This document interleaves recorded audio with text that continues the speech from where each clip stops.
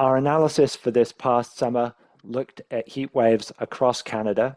We found that heat waves in the west of Canada and in the east of Canada in a number of regions were made at least twice as likely by human-induced climate change.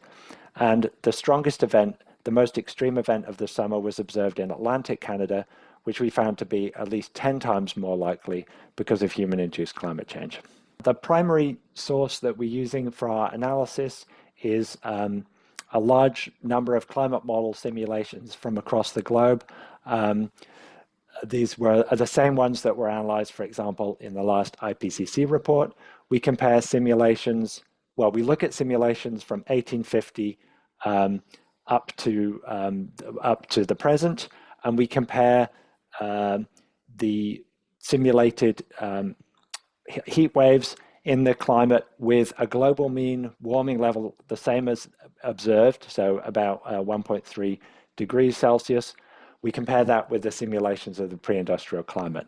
And then we look at how many times more, how much more frequent those events are in the current climate compared to the pre-industrial climate in each of those regions of Canada. This summer, we were seeing not as many heat warnings as we have seen in some areas in the past. However, there were some regions where we saw some very long duration heat events, such as in Newfoundland and Labrador. We had many multi-day events, including the Avalon Peninsula, where they, previously heat warnings have been maybe 1 or 2 days long, and then this year they had a 7-day long heat event.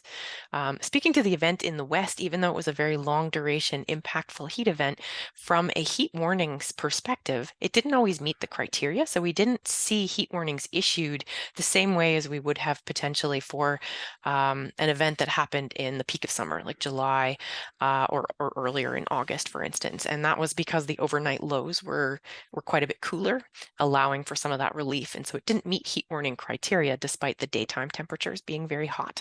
So we might have seen a different pattern of heat warnings depending on the time of year when that event fell.